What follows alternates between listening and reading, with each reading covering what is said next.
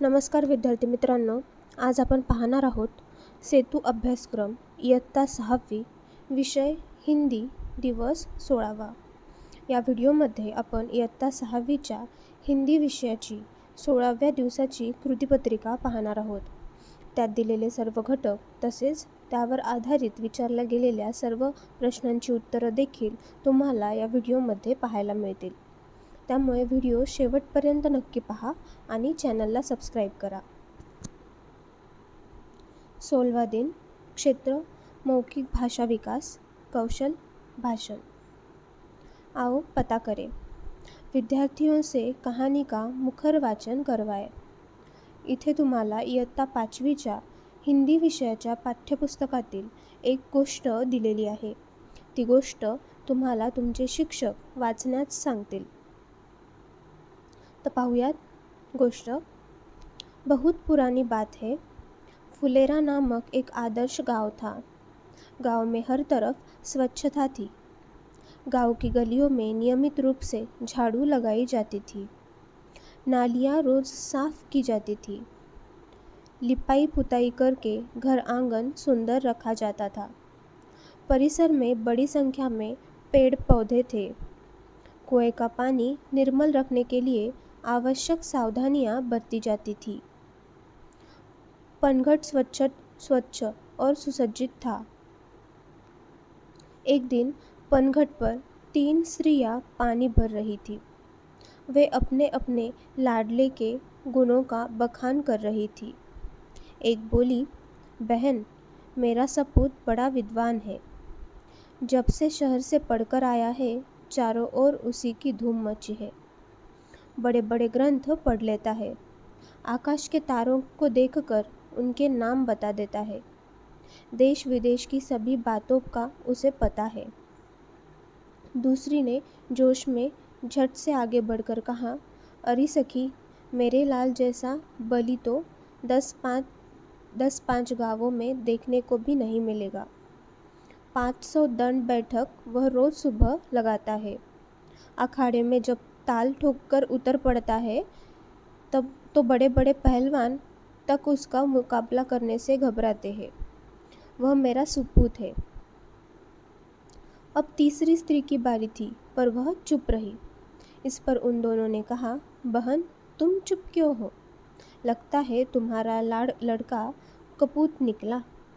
तीसरी स्त्री बिना किसी जोश या गर्व से बोली, बहनों, सपूत या कपूत जैसे शब्द तो मैं नहीं समझती, पर मेरा लाल मेरे लिए बहुत अच्छा है. वह सीधे साधे स्वभाव का साधारण किसान है. दिन भर खेत में जुता रहता है. शाम को घर का काम करता है. आज बहुत कहने सुनने पर वह मेला देखने गया है, इसीलिए मुझे पानी भरने आना पड़ा. तीनों स्त्रियां अपने अपने सिर पर घड़ा रखकर चल पड़ी. अभी वे 2-4 कदम ही चली थी कि पहली स्त्री का पुत्र आता हुआ दिखाई पड़ा. पास आते ही उसने अपनी माँ से कहा, व्याख्यान देने जा रहा हूँ, भोजन वही करूँगा. यह कहकर वह तेजी से चला गया. तभी दूसरी स्त्री का पहलवान पुत्र भी आता हुआ दिखा.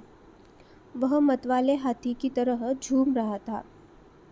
उसने अपनी माँ से कहा, माँ, आज दंगल में मैंने एक नामी पहलवान को बुरी तरह पछाड़ा. पानी लेकर जल्दी घर पहुँचना, मुझे जोरों की भूख लगी है. यह कहकर वह घर की ओर बढ़ गया. अंत में तीसरी स्त्री का पुत्र भी आ पहुँचा. वह बड़ा ही सीधा साधा था. आते ही उसने अपनी माँ के सिर से घड़ा उतारकर अपने सिर पर रख लिया और बोला, माँ, तुम क्यों पानी भरने चली आई? मैं तो आ ही रहा था. माँ से घड़ा लेकर वह उत्साह के साथ घर की ओर चल पड़ा. यह देखकर अन्य दोनों स्त्रियों का सिर संकोच से झुक गया. उन्हें बोध हो गया था कि कर्तव्य और सेवा के बिन ज्ञान एवं बल अधूरे हैं. वे समझ गई कि सपूत तो तीसरी स्त्री का बेटा ही है. अशा प्रकारे आपण गोष्ट वाचली आहे. आओ सक्षम बने.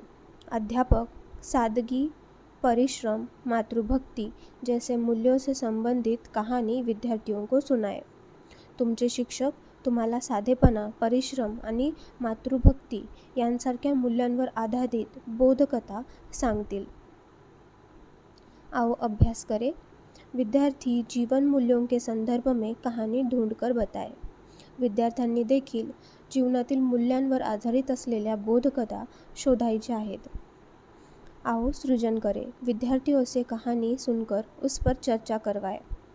तुम्ही शोधलेल्या बोधकथा तुम्हाला वाचून दाखवायच्या आहेत आणि त्याच्यावर आधारित चर्चा करायची आहे। तर अशा प्रकारे आपण या व्हिडिओमध्ये इयत्ता 6वीच्या हिंदी विषयाची 16व्या दिवसाची कृतीपत्रिका पाहिली। इतर विषयांच्या कृतीपत्रिकांचे व्हिडिओज देखील चॅनलवरती उपलब्ध आहेत। त्यासाठी चॅनलला नक्की सबस्क्राईब करा। व्हिडिओ आवडला असेल तर लाईक करा आणि वर्गमित्रांसोबत शेअर करा। थँक्यू।